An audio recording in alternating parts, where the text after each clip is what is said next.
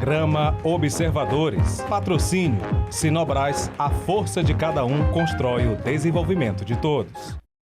Bom dia, estamos começando agora mais uma edição do nosso programa Observadores aqui na tela da TV Correio SBT. Quero agradecer a você que nos acompanha todos os domingos e hoje a gente está trazendo aqui uma figura que já tem 3 anos que eu negocio essa vinda aqui, que é o nosso amigo magistrado, doutor Líbio Araújo Moura.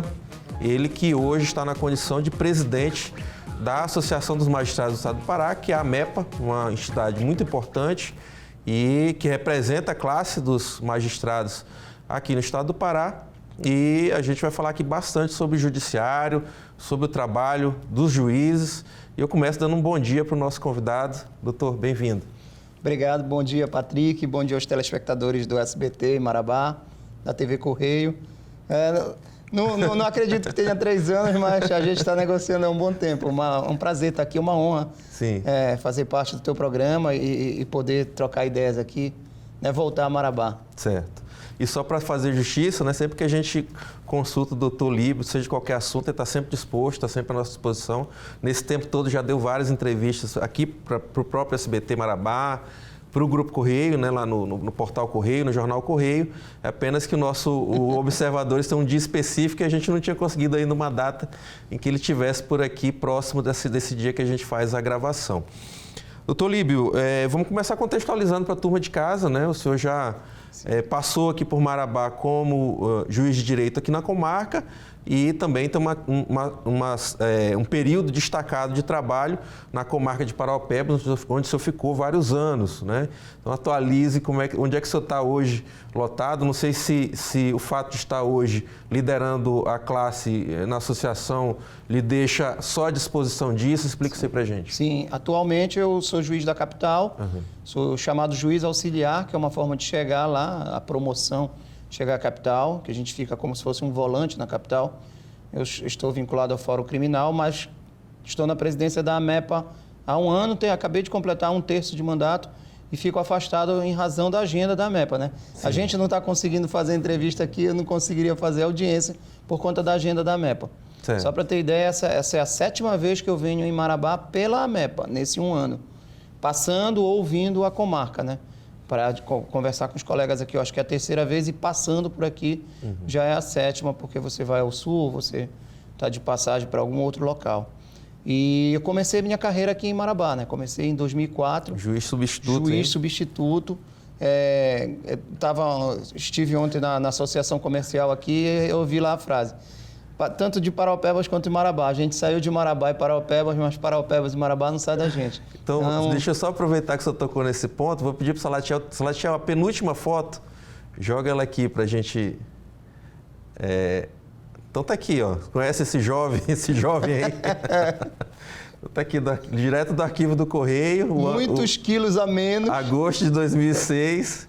Esse jovem magistrado aí, assumindo funções aqui em Marabá como juiz substituto. Eu cheguei aqui em junho de 2004. Certo. Essa foto de 2005 provavelmente é o meu primeiro tribunal do júri que eu fiz aqui. Eu estava, essa semana antes de vir a Marabá, eu fiz uma palestra numa faculdade em Belém sobre o tribunal do júri e falei que eu acho que eu tinha aproximadamente 150 tribunais do júri. Mas o primeiro foi aqui em Marabá, então não tenho como esquecer também. Marabá é uma referência para mim. Eu até quero destacar, o senhor falou do Tribunal do Júri, o senhor ficou à frente de qual vara na época? Na época chamava 5ª Vara Criminal, que hoje eu acho que corresponde à 2ª Vara Criminal. Certo. Era a 5ª Vara da comarca, mas era 4ª Vara era criminal, 5ª Vara era criminal. Certo. Eu vim para cá, era uma vara que não tinha juiz titular na época, e aí eu fiquei nela. Depois foram titularizados alguns juízes, e ainda assim eu fiquei algum tempo, mesmo com o juiz titular nela. Certo. Eu até vou colocar a última foto aí, já a sequência, Salatiel. Então, aqui, esse trio aqui entrou junto, não é isso? Quando nós viemos para cá... Doutor Rogério, se não me engano, é o nome dele? Doutor Ricardo Scaff, hoje é juiz em São Paulo. E Ana Patrícia Fernandes, que é juiz na capital. Sim. Né? Na época, ela era diretora do fórum. Essa foto aí, se eu não me engano, foi uma visita do representante da ONU aqui em Marabá, se não me falha a memória. E vocês estavam recepcionando eles aí? Eu estava respondendo na vara agrária e ela veio por questões agrárias no Brasil.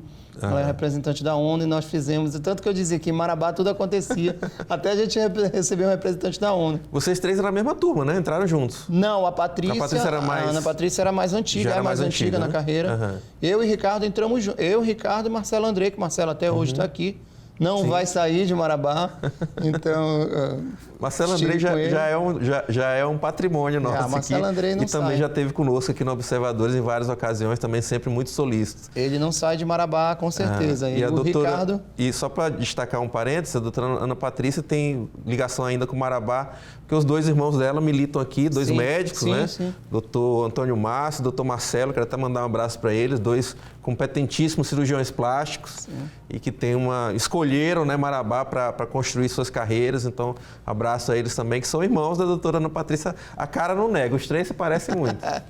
E é engraçado ver, na época, a filha da Ana Patrícia era uma criancinha, hoje lá em Belém, né, que a gente tem a sede campestre da AMEPA, na verdade, que a Ananindeu, a filha dela está enorme, uma adolescente, e é desse tempo aí, vem memória. Eu vim com o Ricardo junto nesse período aí. Certo. Então, para continuar falando dessa questão da sua militância aqui na região, eu quero estabelecer isso para as pessoas entenderem o nível de conhecimento, de preparo para estar hoje à frente da classe, né? O senhor teve uma atuação também muito destacada em Parauapebas, inclusive participando das melhorias físicas, né? Ali, da criação de novas varas, das melhorias físicas do prédio mesmo, que abriga hoje a sede da comarca lá. Então, eu creio que ali já foram muitos embates que o senhor teve com o Tribunal de Justiça para que as coisas melhorassem. É uma luta cíclica e permanente, né? Em algum momento a coisa está melhor, outro momento é preciso batalhar. É o que a gente vem fazendo, por exemplo. Acabamos de visitar aqui, a presidente estava nessa vinda que eu vim acompanhando a comitiva dela. Presidente do Tribunal de Justiça. Tá, Quer dizer, existem hoje algumas reclamações, mas são diversas daquelas que nós construímos atrás, né? A estrutura melhorou, então você precisa ajustar um ponto ou outro. Em Parauapebas, nós chegamos numa situação bem delicada, né? Tu acompanhaste bastante isso, né? Quanto o fórum era ruim, era um prédio acanhado, né? Quando eu cheguei em Marabá, em 2004, para ter ideia, Parauapebas, que já era uma cidade grande, tinha um magistrado só. Ou seja, imagina um magistrado para atender toda aquela cidade. Para cuidar do civil, criminal, eleitoral. Nessa vinda também agora, dessa vez que estou aqui, veio a desembargadora presidente, desembargadora Nazaré Gouveia, e também veio a ex-presidente, que hoje é a atual diretora da Escola Judicial, desembargadora Célia, que foi a presidente anterior, imediatamente anterior. Eu estava recordando ainda há pouco com ela, quando nós fizemos um mutirão, eu, Ricardo, Ana Patrícia, Kátia, em Parauapebas, para dar um impulso e razão da dificuldade que tinha ali. Aí, 5 anos depois, eu voltei como titular. E peguei já uma transformação, o fórum já estava finalizando a construção, nós fizemos a inauguração. Depois, pouco antes de eu sair, eu passei 6 anos lá, nós conseguimos a expansão, então, criar um anexo lá com mais 4 varas, sem falar no diálogo que nós fizemos naquela época com a sociedade. Eu acho que, assim, Parauapebas é, para mim, a referência. Eu fui ano passado lá fazer uma palestra e disse isso no final da palestra. Eu acho que não tem um dia no meu cotidiano aí de trabalho que eu não mencione a palavra Parauapebas e as experiências de Parauapebas. É impressionante quanto aquela comarca me marcou, assim, de tudo que aconteceu ali. Aqui foram quantos anos e quantos anos lá? Eu passei aqui 4 anos como juiz substituto. Quando eu fui titularizado, eu fui a Santana do Araguaia. Aí voltei para Jacundá. Em Jacundá eu respondi um período aqui. Depois fui promovido para Redenção e Redenção Parauapebas. Aí fiquei lá até 2016 em Parauapebas. Certo. Mas eu fiquei, na região, eu fiquei de 2004 a 2016. Então são 12 anos de região. Você já falou 2 vezes o termo titular para a turma de casa que é leiga. Vamos tentar explicar bem rapidamente. O juiz substituto é aquele juiz que está ingressando e não tem uma titularidade, uma vara para dizer que é sua, um fórum para dizer que ele é dali, daquele local e não sai. E o juiz titular, ao contrário, aquele que consegue uma fixação. É o titular de tal vara, da primeira vara, da segunda vara. Certo. Então, quando a gente entra na carreira, a gente é substituto. Você pode responder num local, pode ir para outro. Um coringa ali para o tribunal. Você está substituindo, como o termo fala. Então, eu passei como substituto aqui 4 anos, respondi quase toda a região, todas as varas de Marabá, e depois fui titularizado, ou seja, virou uma comarca para dizer que é minha, Santana do Araguaia. Certo. que é o extremo sul, né? Sim. Doutor, o senhor citou aí, a gente já está falando aqui de estrutura do judiciário, o senhor citou aí várias comarcas onde o senhor passou. Cada uma tem sua peculiaridade, até porque são municípios de diferentes tamanhos, né, em termos de população, sim, e demandas e etc. E, logicamente, respeitando, a minha pergunta respeita esse pormenor, né? Como é que o senhor vê hoje o desenvolvimento da estrutura, das estruturas das comarcas? E eu peço, inclusive, que o senhor seja bastante específico em relação às cidades que têm apenas uma vara, tem apenas um juiz para cuidar de todos os feitos. Sim, a gente está aqui, Marabá, Parauapebas, são comarcas que nós sempre mencionamos como comarcas grandes, né, de boa estrutura, como eu estava falando, com problemas circunstanciais ali, né, um ponto aqui, mas são comarcas com situações pontuais, né? Tem muitos servidores. Muitos servidores, muito, né, aparato técnico e aparato humano. Não tem como você comparar com algumas outras comarcas, por exemplo. Nessa mesma visita, nós estivemos em São Félix do Xingu. Eu estive a primeira vez em São Félix do Xingu em 2005 pela Vara Agrária. O fórum era, né, completamente inapropriado e nós estamos em 2024. Acabamos de vir da inauguração desse fórum. Você vê que há uma dificuldade de você estruturar determinados locais. São Félix merecia uma estrutura melhor há muitos anos. Foi realizada agora. Então, há, obviamente, essa diferença. Comarcas menores têm problemas, às vezes, que são maiores do que comarcas como Marabá, como Parauapebas. Então, há essa análise. Agora, por outro lado, existem comarcas que você não demanda tanta estruturação porque ela se movimenta com certa facilidade. Você não ouve falar, claro, colocando em aspas aqui, mas você não ouve falar de grandes dificuldades em São João do Araguaia, em São Domingos do Araguaia. Se eu chamar o juiz aqui e falar, ele vai me bater, dizer que não é isso, mas na realidade é porque, assim, são comarcas que você sabe que anda mais ou menos, né? Tem a sua movimentação mais ou menos adequada, não que não tenha dificuldade. O adicional para esses magistrados aí é que eles têm que cuidar também do eleitoral, né? Sim, algumas dessas aqui você tem uma também. possibilidade de rodízio, né, entre os juízes lá da comarca, para um deles assumir ali num determinado período eleitoral. Sim. Aquele juiz da comarca menor, ele vai ter que, além de dar conta da demanda dele do dia a dia, um ano como esse, que é um ano de eleições municipais e tem muita fofoca em eleição municipal. Que essas comarcas, né, de primeira instância pegam fogo, como a gente diz, né? Ficam mais agitadas. E nessas comarcas também, que cada local tem a sua dificuldade, nessas comarcas você é gestor permanente, o que não acontece em Marabá, você tem um diretor um período, sim, aí faz um rodízio de direção.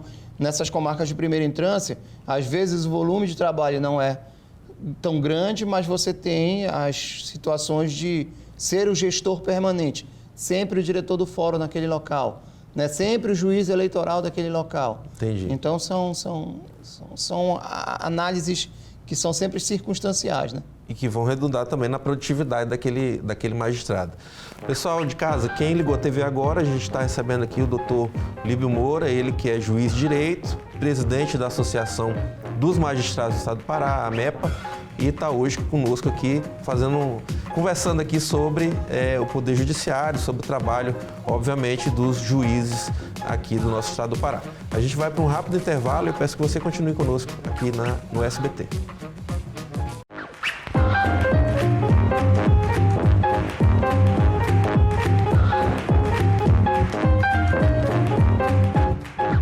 De volta com Observadores, aqui na TV Correio SBT. Quero agradecer a você de casa e lembrar que sempre os nossos programas estão à disposição lá no YouTube, tá? Os programas anteriores, o Observadores Marabá, basta digitar que você encontra muito facilmente. Esse aqui também vai estar na íntegra, sempre lá à disposição de vocês. A gente hoje já exibe o programa quase simultaneamente, né? Aqui no SBT, na TV aberta e também a partir das 9h15 na versão do YouTube. Então, para e passa ali, a gente já tem à disposição, tá? Hoje a gente está recebendo aqui o doutor Líbio Moura, ele que é juiz de direito, presidente da Associação dos Magistrados do Estado do Pará. Salatiel, vamos colocar aqui aquela primeira foto? Aqui, isso. Coloquei aqui para representar, doutor, que são duas estruturas do judiciário aqui em Marabá, né? Sim. O Fórum da Comarca e também o fórum da eleitoral, né? Hoje em dia nós somos duas eu fico querendo chamar de sessão eleitoral. Duas estruturas judiciais, né? Não, na Justiça Eleitoral. Nós somos duas... Zonas eleitorais, perfeito. Somos 101ª Zona Eleitoral e... A 23ª. Centésima, 20ª, o slide já me corrigindo, isso mesmo. 23ª, centésima Zonas Eleitorais aqui na comarca. Hoje também temos essa estrutura que não tinha na sua época, né? Sim.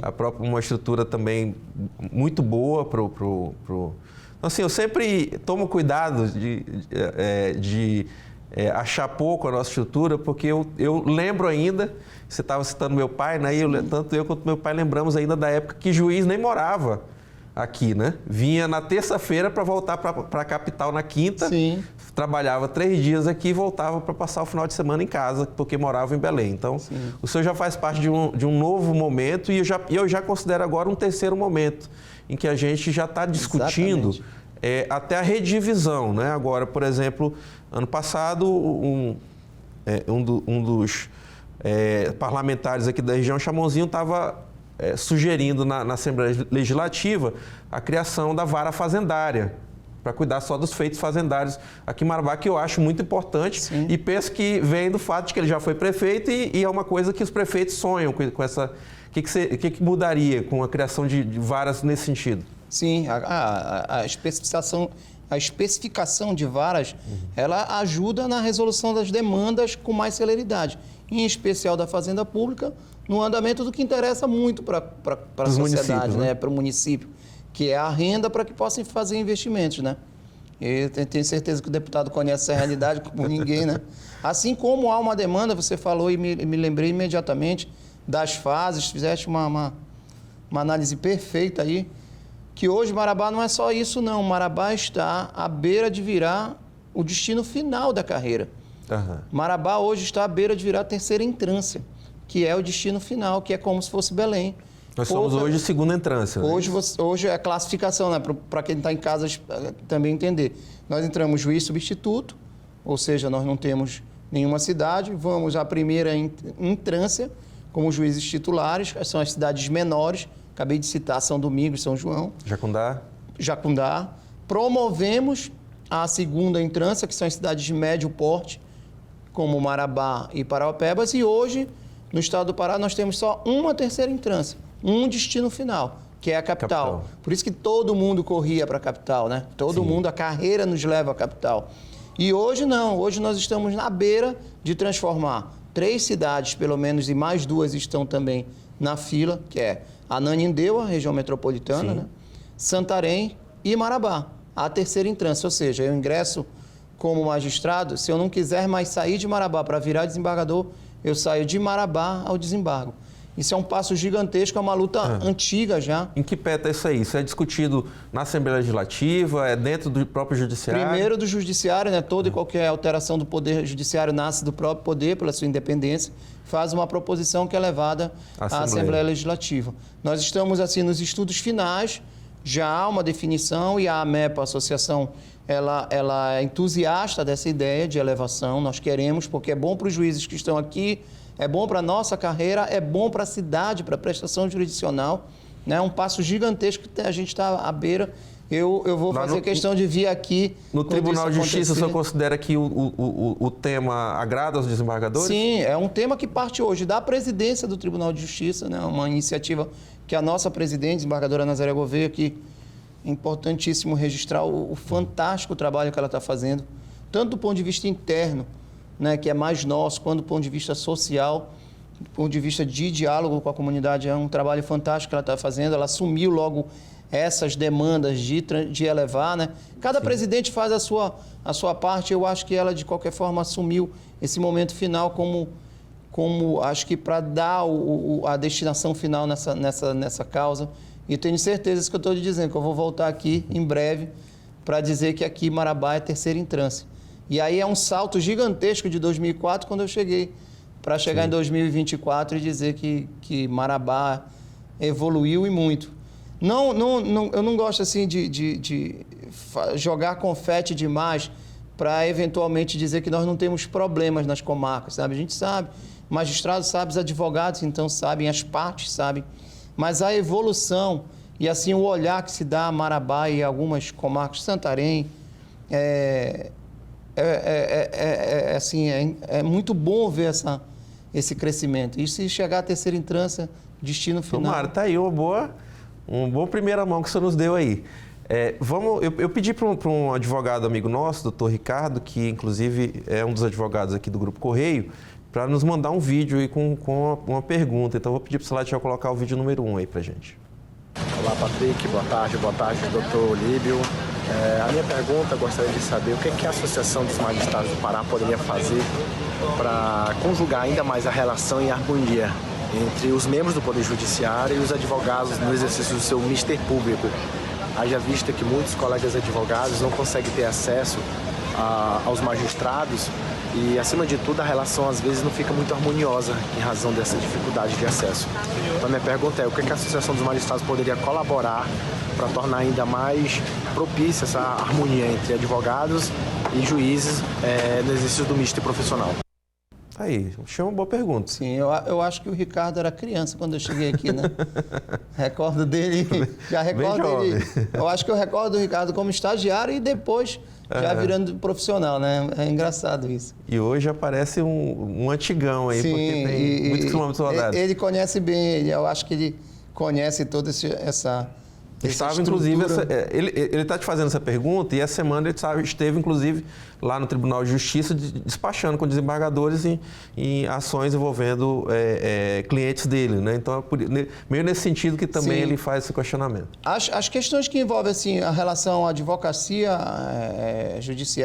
judiciário, elas são sempre pontuais em alguns aspectos. Esse do acesso é sempre muito pontual. Você pode identificar quais são os casos, né? É uma questão muito específica, mas assim, do ponto de vista geral, o que nós queremos, principalmente na MEPA, é estreitar laços, não só com a advocacia, estreitar laços com a sociedade de um modo geral. Então, o que a MEPA faz nesse sentido? A nossa orientação como ente de classe é que a gente estreite os laços com a sociedade, ou seja, não abra a porta só para o advogado, e isso é óbvio, isso é fundamental, porque o advogado está trabalhando ali naquele local e ele é um instrumento da justiça, ele faz parte do aparato. Por isso que eu lhe digo que é muito pontual um advogado não ter acesso ao juiz, porque o advogado é fundamental para o trabalho do juiz. Sim. Né? Tanto na audiência quanto na recepção ao gabinete. Então, os casos em que isso não acontece, com certeza vira problema. E esses problemas já são... Aí a MEPA já entra remediando. Aí a MEPA já entra com, digamos, advogado daquele juiz que tem eventual problema. Mas antes disso, o que nós queremos é a aproximação com os entes da sociedade. A gente tem feito de tudo. Nesse primeiro ano de mandato que eu estou na MEPA, eu tenho feito de tudo para mostrar que a MEPA está em todo lugar, não só no que diz respeito à justiça. Só para você ter ideia, Patrick, a MEPA fez 53 anos, dia 8 de dezembro. Agora de 2023, 53 anos, e só em 2023 que ela foi classificada como Associação de Utilidade Pública, apesar dela ser a associação dos juízes de direito, dos juízes e juízas de direito, né, que prestam um serviço relevante de entregar a justiça à população. Então, eu fiz questão de fazer esse diálogo com a Assembleia Legislativa, com a ALEPA, tive contato com o deputado Chamon, com a deputada Paula Titã, que foi a propositora, né, que aqui fez a proposta de transformação da MEPA Utilidade Pública justamente para isso, para dizer que nós queremos dialogar com a sociedade, se realmente se tornar uma associação em que a sociedade se veja, em que a sociedade possa dizer ali estão os representantes da justiça. Então, não só a advocacia, repito, mas todos os entes, para que a gente possa ter um diálogo maior. Com a Associação do Ministério Público, a ANPEP. Sim. Que é outra entidade também muito forte. Que é outra entidade forte e que nós estamos tentando fazer nesse mandato uma aproximação maior. Também vou lhe dar outra notícia em primeira mão. Ótimo. Que eu fiz ontem a reunião aqui em Marabá, nessa viagem que eu vim. Nós estamos querendo trazer aqui em junho, dia 13, 14 de junho, já deixa anotado aí, se Deus quiser vai dar tudo certo, um encontro acadêmico aqui para discutir os temas da região. Eu estive na associação comercial aqui justamente para... Não foi para dizer que nós queremos fazer, não. Foi para pedir os temas. porque você também se afasta, né? Sim. Eu não estou vivendo o dia a dia aqui de Marabá, né? Entender o que é Acompanho prioridade muito, mas hoje para a sociedade. eu quero saber, o Pedral ainda interessa para a gente discutir? Interessa. O pessoal tem um pouco já de desgosto em tratar desse tema, mas como é que a gente pode tratar? Como é que a magistratura e o Ministério Público em conjunto podem mostrar à sociedade aí, nós estamos interessados nisso.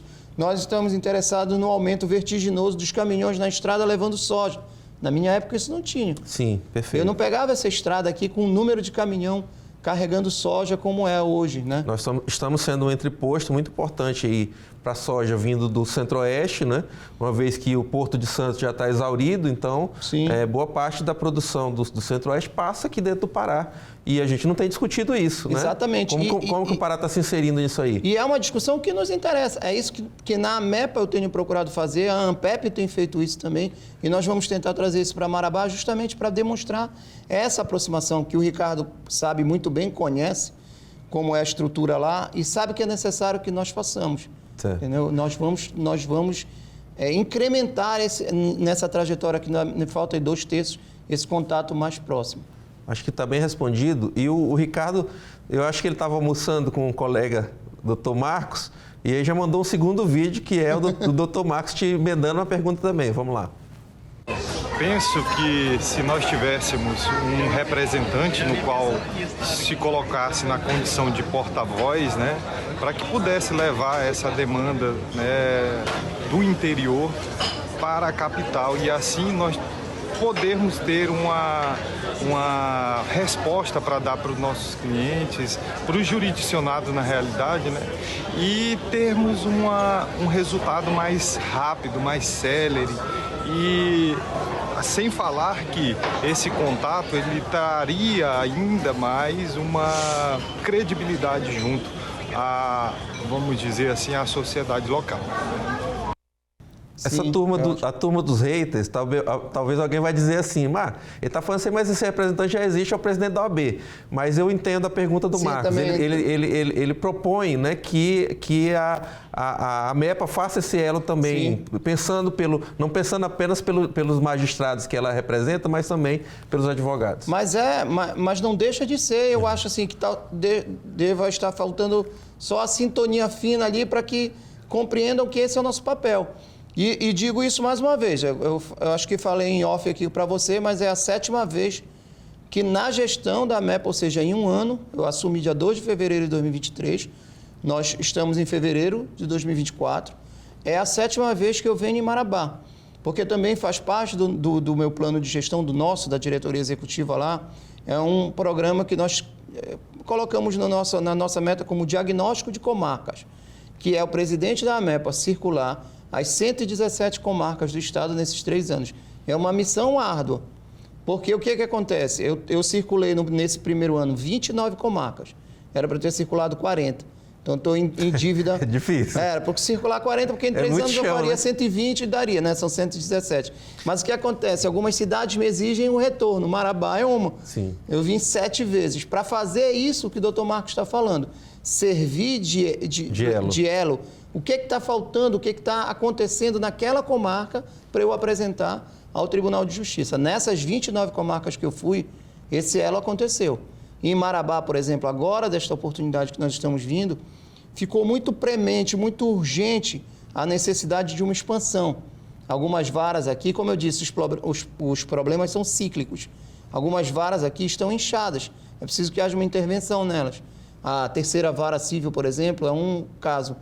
Eu conversei com a juíza, são 11 mil processos. É humanamente impossível para um juiz despachar. Vai, obviamente, haver uma intervenção mais emergencial, mas o plano é o quê? Que você estenda unidade, você crie unidade na judiciária. É esse o elo. Eu acho que é isso que o Marcos está falando, a gente servir de elo. Esse é o problema, como que a gente vai transformar em solução, levando aonde pode ser resolvido. E faz parte do nosso plano de gestão, diagnóstico de comarcas. Eu preciso circular ainda muitas outras, né? É 90, muito chão para andar. Mas Pará são 3 Franças, né? Sim. Pessoal, quem ligou a TV agora, a gente está conversando aqui com o Dr. Líbio Moura, ele que é presidente da Associação dos Magistrados do Estado do Pará. A gente vai para um rápido intervalo, eu peço que você continue conosco aqui no SBT.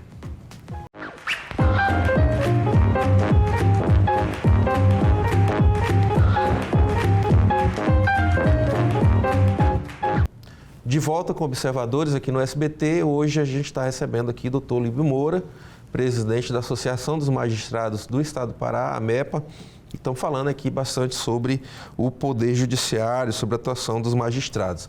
Vamos jogar mais uma foto aqui, por favor? Essa latinha. Doutor, a gente tem uma foto aqui ilustrativa, né? Esse aqui é o corredor aqui do Fórum da Comarca de Marabá. Essa foto é até recente, é do ano passado. Então, a gente vê, você falou em 11 mil processos, né? Então, Sim. não falta, só numa vara, né? Então, não falta movimento ali e essas pessoas aí estão pelas mais variadas causas, tá, gente? Essa foto aí é apenas ilustrativa. Já essa outra foto aí do lado, ela é mais antiga, do tempo que os processos eram apenas, né, ali as pastas, né? Hoje em dia a gente sabe que já estamos caminhando já para quase tudo digitalizado. E é esse o meu tema com o senhor. Eu queria que o senhor falasse sobre como é que o senhor vê o ritmo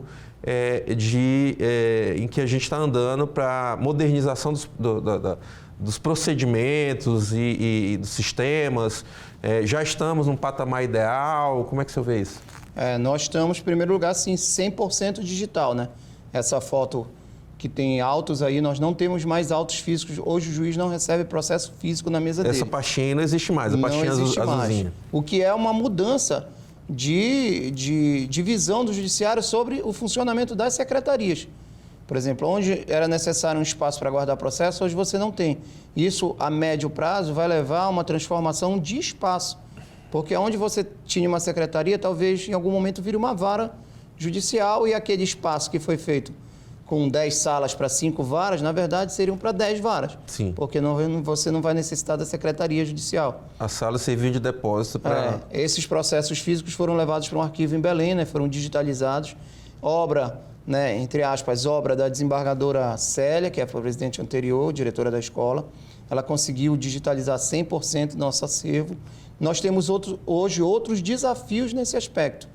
A vinda da presidente essa semana a Marabá, ela se deve à criação do laboratório de inovação que o tribunal tem. É um novo desafio do tribunal, é uma determinação do Conselho Nacional de Justiça para achar soluções comuns para problemas, né, também comuns na área de tecnologia também.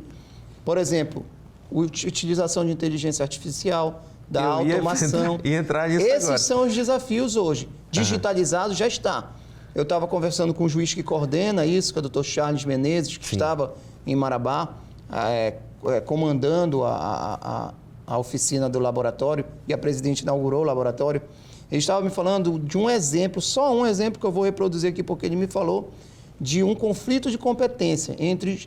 Primeiro eles fizeram um levantamento, conflito de competência, quase todos os conflitos são entre juízes, ou seja, não é a parte que diz o que é o conflito de competência. Eu sou o juiz da área A e tenho o juiz da área B. O processo entra da área B na área A. Aí o cara diz, não, esse processo não é meu, é do B. E o cara, não, é do A. Esse é um conflito de competência que se resolve no tribunal. Então, 2 juízes negam ou 2 juízes dizem que são competentes. Também pode acontecer. Isso sobe. No processo eletrônico, está subindo num procedimento padrão, entrando numa caixa como se fosse um processo qualquer. E eles fizeram um levantamento que está durando, no ano passado, durou em média de tramitação 304 dias para se julgar uma ação em que exista um conflito. Quando você fala subir, vai para o Tribunal de Justiça. Para o tribunal, para o 2º grau. Uhum. Na movimentação que eles vão implementar com a automação dos processos, isso pode durar 1 dia. Porque se a causa subir identificada no sistema, que é um conflito, e se para esse conflito já tiver uma decisão, o sistema vai levar diretamente à decisão. Sim. Ou seja, o que levava 304 dias pode se resolver em horas, né? Bateu no sistema e isso resolve. Esse é o desafio de hoje. E até, obviamente, sempre lamentando o que foi o ponto alto da pandemia, né, 2019 e tudo, mas a gente percebe que também essa ocorrência parece que dinamizou a utilização dos meios eletrônicos, né? O próprio judiciário. Sempre falando com muito cuidado disso, né? Que realmente... Mas a pandemia fez... Audiências online continuam, não é isso? Sim. A pandemia nos mostrou que nós tínhamos como achar solução para alguns problemas, né? Você tem ideia que a pandemia acelerou O fim da carta precatória. O que é a carta precatória? Uma ordem de juiz para outro para cumprir uma ordem, né? Eu sou de Marabá e preciso cumprir uma ordem em Belém ou em Xinguara. Eu tinha que mandar uma carta precatória, um documento que chama carta precatória, como se fosse um processo, para ele ouvir a testemunha que mora na Rua do Fórum de Xinguara. Isso acabou. Isso você manda um WhatsApp, se você quiser, para a testemunha, olha, manda o link, entre no link no dia tal que você vai ser ouvida. Abre a televisão, abre o computador, ele está lá, ele vai ser ouvido. Ou acabou, o próprio celular, né? Sim, o celular. No caso da testemunha, ele pode usar o próprio celular, não é isso?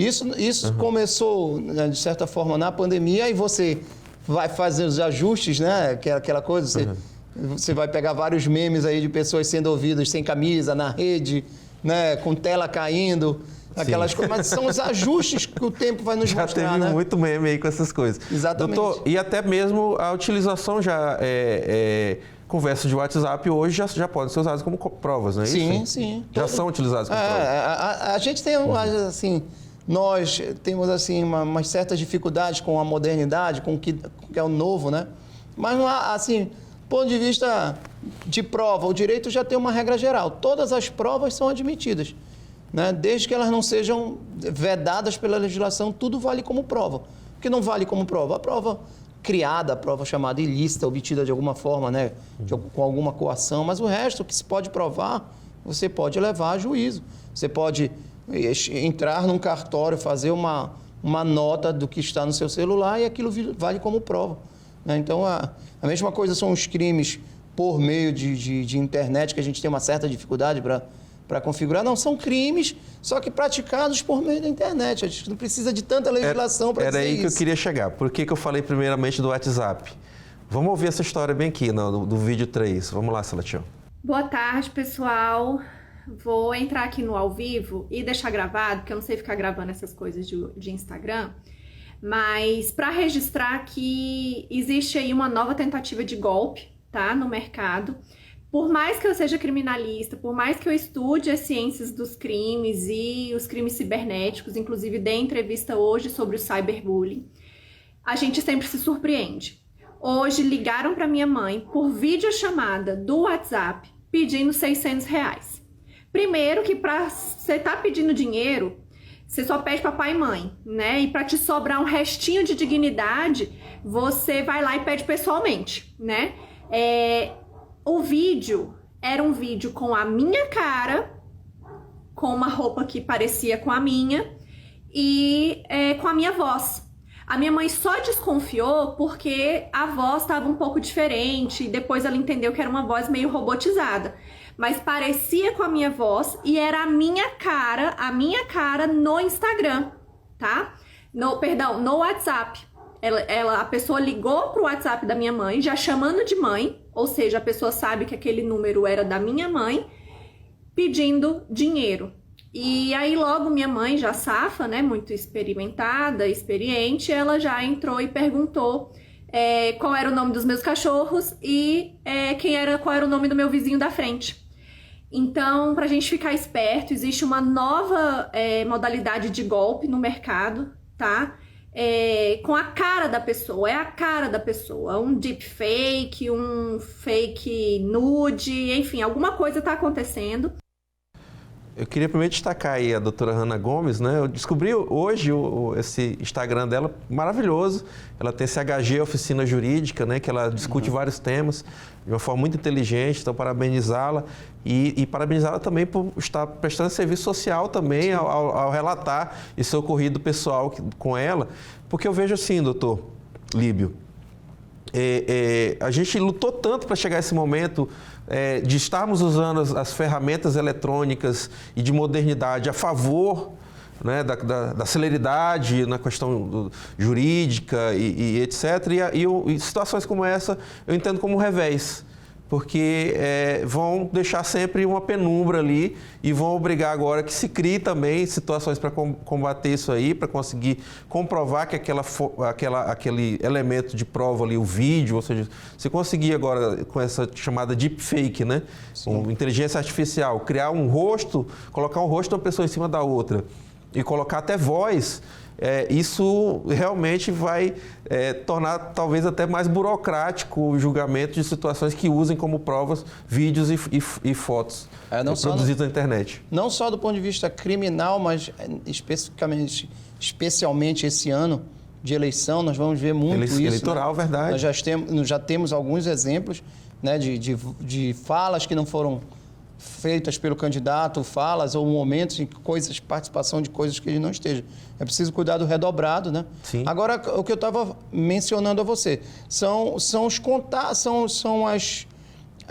as cobranças do tempo, né? As cobranças da contemporaneidade. Você não tem nada, entre aspas, de novo nesse aspecto. Você está diante de uma fraude, né? Você imagina o que seria falar em falsificar um cheque na década de 70. Ou seja, o tipo existe já há muito tempo. A fraude já existe há muito tempo, né? Você imagina o que era, né? Falsificar um cheque ou falsificar uma nota de dinheiro, né? Que você acha como se passar por outra pessoa. Se passar por outra pessoa tentar sacar ali, dinheiro. Quer dizer, sempre o tempo vai ter uma exigência. O que nós temos que ter é o cuidado redobrado, ficar com recados como esse da doutora, tomar mais cautela, saber, não fazer julgamentos também, é importante isso. Nós estamos vivendo a famosa era do cancelamento, né? Sim. Você, às vezes, tem anos prestando um serviço e aí você escorrega numa frase, num momento, e aí você é automaticamente cancelado ou esse cancelamento é produzido contra você. Isso é importantíssimo também, acho que é um momento de sedimentação nesses assuntos. Os julgamentos sumários, né? A rapidez também da informação nos leva a ter julgamentos sumários, tanto para o bem quanto para o mal, né?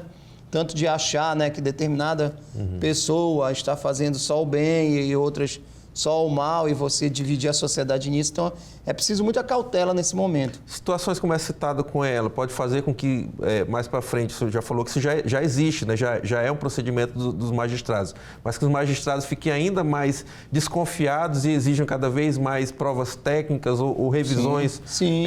análises técnicas de determinados materiais? Daí porque, aí entra até um aspecto que é importante dizer, que nem todas as vezes, claro, é sempre visto como uma defesa nossa, mas é daí que a gente tem que ter muita cautela nos julgamentos de processo.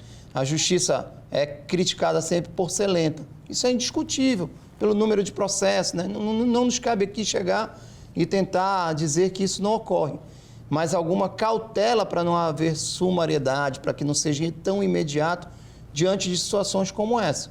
Né? Às vezes, a apuração mais acurada leva a uma verificação de que o que, em tese, estaria patente, não é tão patente assim. Você olhar uma pessoa falando e lhe pedindo, né, sua filha lhe pedindo dinheiro, né, para aquele fato está provado, você não precisa de um processo, não precisa de nada.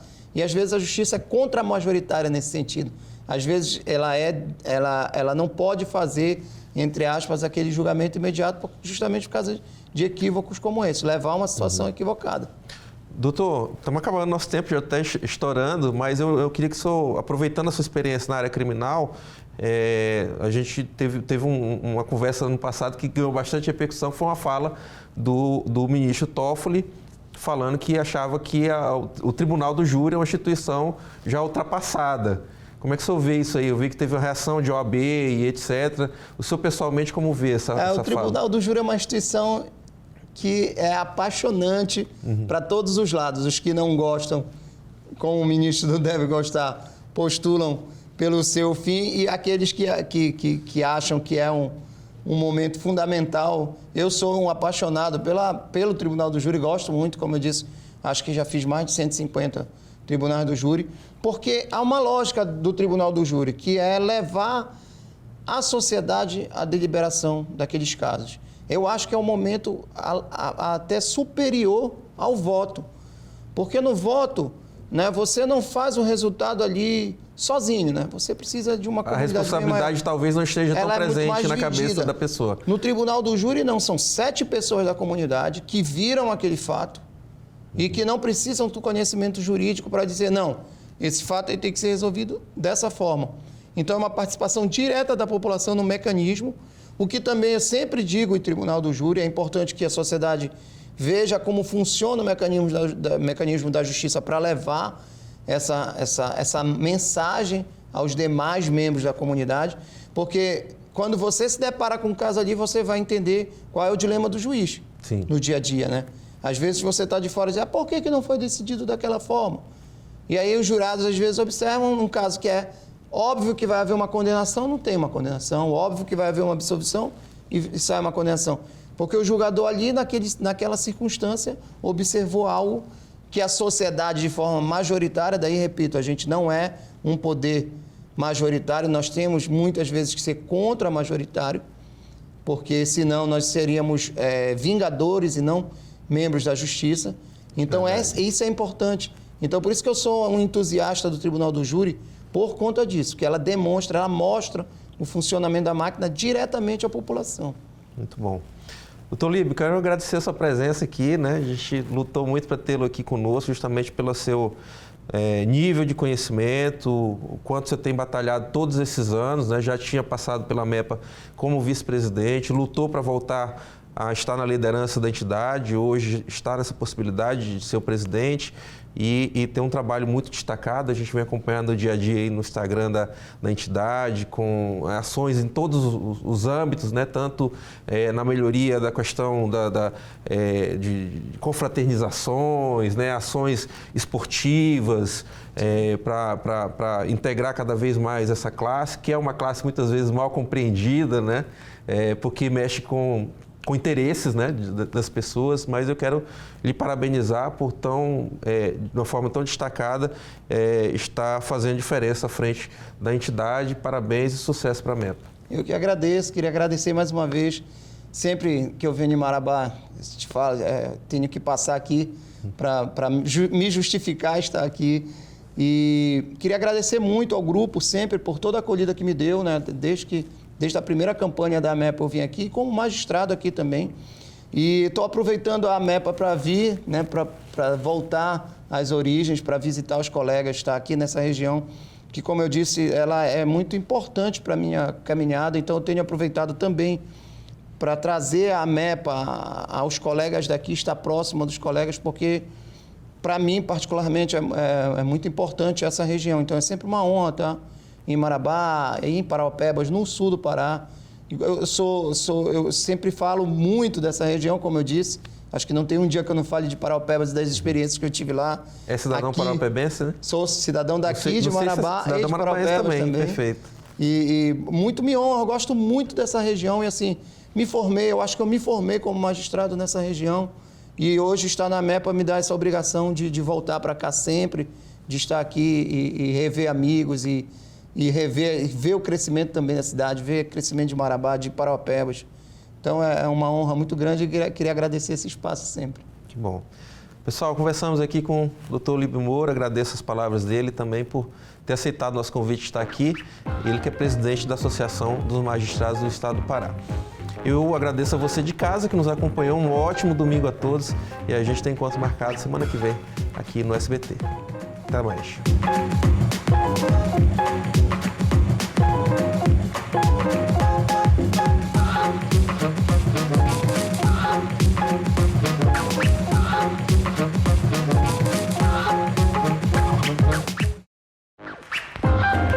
Programa Observadores. Patrocínio.